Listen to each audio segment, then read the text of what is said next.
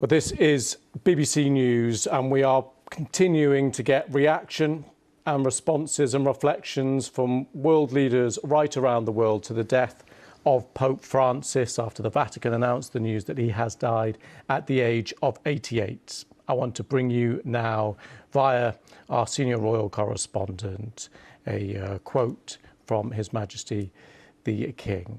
The message is this. My wife and I were most deeply saddened to learn of the death of Pope Francis. Our heavy hearts have been somewhat eased, however, to know that His Holiness was able to share an Easter greeting with the Church and the world he served with such devotion throughout his life and ministry.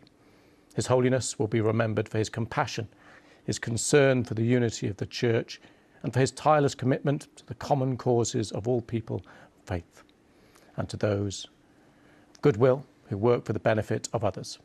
His belief that care for creation is an existential expression of faith in God resounded with so many people across the world. Through his work and care for both people and planet, he profoundly touched the lives of so many. The Queen and I remember with particular affection our meeting with His Holiness over the years, and we were greatly moved to have been able to visit him earlier in the month. We send our most heartfelt condolences and profound sympathy to the Church he served with such resolve, and to the countless people around the world who, inspired by his life, will be mourning the devastating loss of this faithful follower of Jesus Christ. So that statement just in the last few minutes from the King. I just want to return now to David Willey, with BBC's Vatican correspondent for 40 years, and we had a response there from the King echoing so many of the reflections and words by world leaders around the world. Indeed, he was a figure who was admired and esteemed by many countries. Everybody he came into contact with felt they got some special strength from a visit to the Vatican. And I thought it was very interesting that at the last minute, he has received two very important visitors at the Vatican. That's to say, the King and Queen during their recent state visit to Italy, and even Vice President Vance, who managed to squeeze in a quick greeting to the Pope, actually the very day before he died on Easter Sunday, yesterday, before we heard early this morning about his death in the early hours of the morning.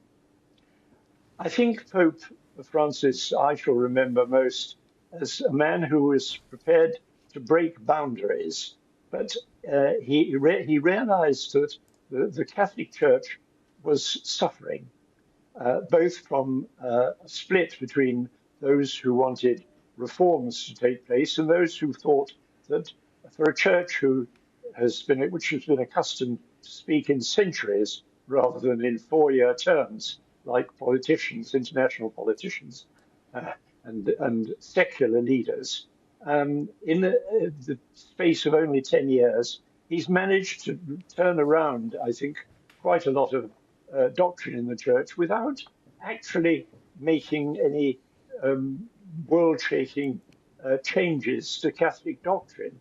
I thought one of his most significant statements was some years ago when he was embroiled in the question of the scandals involving church dignitaries and many bishops and cardinals. He simply said, listen, who am I to judge? He was not judgmental. He tried to mediate. He tried to bring the church into a more modern frame of mind, and indeed used modern technology for the first time. The church has now got a big website operating. It has adopted modern technology in the way it spreads the gospel message. The church survived the COVID period when the Vatican was virtually deserted, and many people here in Italy never even went to church because it was forbidden. The church services were stopped. I think the COVID epidemic worldwide caused immense damage to the church because many people who had been regular mass goers previously and Catholic countries perhaps failed to return to church in the numbers that we were accustomed to before. But certainly by going to the far ends of the earth to preach his gospel message, and by visiting members of his flock, even, for example, in Mongolia, where there is a Catholic priest is now the local church leader. He's been promoted to cardinal, and there is less than 1% of the population is Catholic. He thought there was a role for the Catholic Church to play worldwide.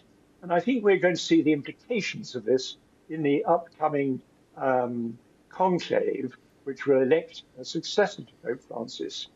Another very interesting fact I think we're going to notice in the days to come is that the Pope simplified the ritual for a papal funeral. He didn't want the massive funeral of a prince of the church.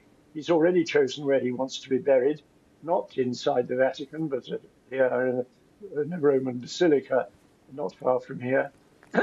And he really wants to show, I think, that the church can adapt to the modern world without becoming corrupted by the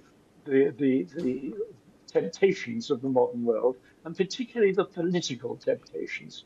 He's known how to keep the church away from politics, but into morals, which of course is where it counts.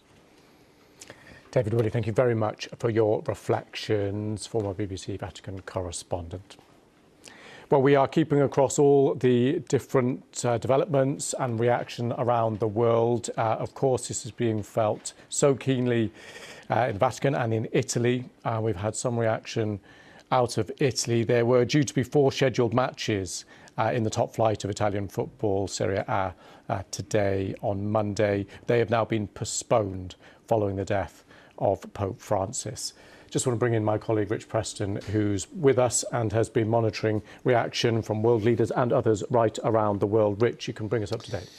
Lewis, in the last few moments we've had reaction from Russia. President Putin expressing his condolences over the death of Pope Francis and hailing him as a defender of the highest values of humanism and justice. President Putin says, "I had the privilege of communicating with this outstanding man on many occasions, and I will forever retain the fondest memory of him." And of course, in 2016, Pope Francis met the Orthodox Patriarch Kirill of Moscow, famously kissed him in a sign of bridging divides between communities, even within the church. This message from President Putin adding to the messages we've seen from other world leaders. The White House, in the last half hour or so, posting on X, "Rest in peace," alongside photos of President Trump and the First Lady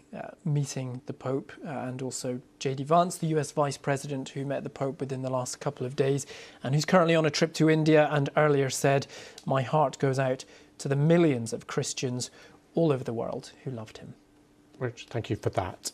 Let's speak now to Tina Beattie, Professor Emerita Catholic Studies at the University of Roehampton. Thank you for coming on the programme. Just want to start with getting your immediate thoughts. This news just less than 2 hours old and is spreading around the world now, and people will be given their reactions and reflections. And I just want to start with yours. There's great sadness, of course, but I don't think this is a shock. Neither is it a tragedy when a very sick 88-year-old finds the peace of death. As Catholics, I don't think we should treat this kind of death as a shock and a tragedy. I think rather we should be immensely grateful for the wonderful leadership we've had from Pope Francis since 2013, and pray for him to rest in peace and rise in glory, and also bear in mind that we're now entering a time of deep uncertainty in the Church. So also our prayers for what happens next. But personally, I think, if I'm honest, I feel a sense of relief, because we saw when Pope John Paul II died, this sort of grueling process of an increasingly incapacitated Pope dying very slowly, also interestingly at Easter. And it was obvious in the last few weeks that Pope Francis was very ill. He had a tremendous dedication to duty and to all the peoples of the world, and tried so heroically to continue to show that right up until the end. But he's now at peace, and I just feel immense gratitude for all that he gave to the church, and a sense of relief for him that peace has come. And of course, he faced challenges, as all popes do, and failures. What do you make of his time? He became pope in his 70s, back in 2013. How do you try and assess the successes and failures? I think he was a breath of fresh air. We'd had two fairly authoritarian papacies, and it would be wrong to describe him as progressive or liberal. These are political labels that don't map neatly onto leaders of the Catholic Church, but he certainly brought about a more pastorally sensitive and compassionate ethos in the church. He put the environment at the very top of his concerns, along with refugees and people who are marginalised by the present world order. He was an outspoken critic of neoliberalism, of the impact of global economics on the world's poorest and most marginalised. And in all this, I think he opened the doors of compassion and tenderness and a certain kind of pragmatism about the struggles of people's everyday lives, as opposed to perhaps strict doctrinal adherence to some of the church's rules. All this, I think, were very welcome to many of us. As a woman, I wish he'd done more of substance for women in the church. He did his best to promote women to more visible positions of leadership. He gave some women votes at the recent synods held in the Vatican. All this is good, but there were no substantial changes that can't be undone by a more authoritarian successor. And I think that is a regret for women like me. He could be quite stubborn. He could be quite romantic about women. But, you know, today is a day, I think, for being thankful for his legacy. It's also interesting that in his vocal criticisms of the global world order, he met J.D. Vance yesterday in a private meeting, very brief. But in February, he wrote a letter to the American bishops pointing out the wrongness of mass deportations. He was a passionate campaigner for social justice, particularly on behalf of refugees. And it was an unusually political letter. Popes don't intervene in party politics or national politics, but it was clear that he had J.D. Vance in his sights when he clarified a church teaching known as Ordo Amoris, the order of love, which Vance had tried to argue was about looking after our family, our neighbours, our community, our nation. And in a way, the implication was if there's anything left, which there probably isn't, we might look further afield. And Pope Francis intervened on that. There was a little spat in social media between Rory Stewart and J.D. Vance over it. And without naming anyone, Pope Francis, in that letter to the American bishops, made very clear that the teaching known as Ordo Amoris is not about a hierarchy of love. It's about an inclusive love from which nobody is accepted and except left out. And he was very clear that this particularly referred to those who are marginalised, impoverished and exploited by the global economic order. So he was no friend of far-right politics. But yes, as I say, I just think that it's a time to be thankful for what he gave the church and to hope that his legacy continues. But, you know, the Catholic Church has a long and messy history. It survives crises, it survives good popes and bad popes, and whatever happens, it will trundle on through whoever the next pope is. But at a time of growing global crisis and security, environmental catastrophe, we really do need someone who will continue Pope Francis's vision, I think. Tina Beattie, thank you very much for your thoughts and analysis. Thank you.